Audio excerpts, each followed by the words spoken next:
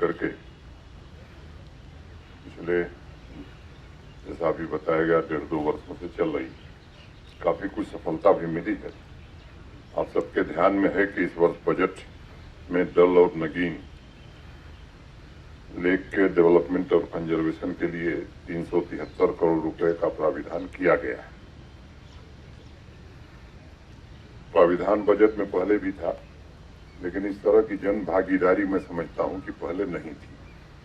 जो एक नई पहल श्रीनगर के निवासियों ने या पर्यावरण प्रेमियों ने प्रशासन के साथ मिलकर के प्रारंभ किया है और ये अभियान सफल हो, ये इसमें बहुत सारे लोगों का योगदान भी है। जब गत वर्ष डीवीडिंग का अभियान शुरू हुआ था तो मैं कह सकता हूं कि काफी हद तक वो सफल रहा है। एक दिन मैं जम्मू में था, मुझे किसी ने श्रीनगर से फोन किया और एक बात कही कि साहब पहली बार डल स्वच्छ दिख रही है। तो सामान्य आदमी जब ये बात कहता है तो मुझे लगता है कि उसका ही महत्व होता है। पिछले 1.5-2 वर्षों में मुझे लगता है कि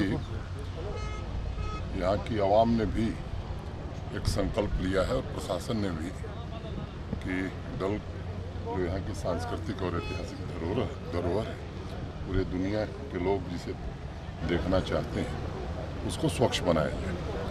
और अब सामान्य नागरिक ये महसूस कर रहा है कि पहले से डल काफ़ी स्वच्छ हो गई है। बजट में भी पर्याप्त प्रावधान किए गए हैं, 336 करोड़ रुपए और पहले भी पैसा आया है, लेकिन मुझे लगता है कि इस तरह का सदुपयोग नहीं हुआ।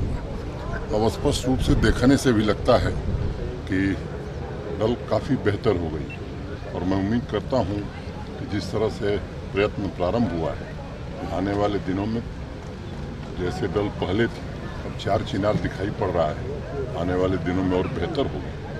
और डीबीटी मोड में जो प्रशासन ने सीधे सफाई करने वालों को पैसा ट्रांसफर किया, उससे उनके आर्थिक जीवन में भी बड़ा बदलाव आया, सामाजिक जीवन में भी बड़ा बदलाव।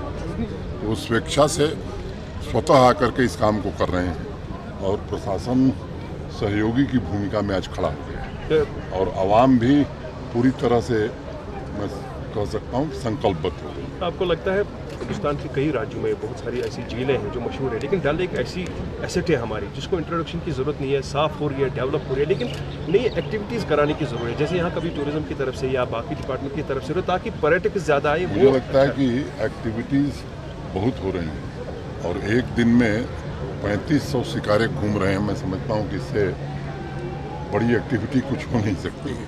रोज़ जो शो होता है, एवरेज 400-500 लोग रोज़ आ रहे हैं और आप सब पुराने लोग हैं, हम लोग तो 1.5 साल से यहाँ हैं। कितनी फ्लाइट पहले चलती थी और अब कितनी वृद्धि हो गई और श्रीनगर आने के लिए टिकट प्राप्त करना 2-3 दिन में किसी के लिए मुश्किल हो रहा है। साथ साथ में होटल में जगह नहीं मिल रही है, तो आज हम सब लोग विचार ये कर रहे हैं कि नए होटल जल्दी से जल्दी जामें।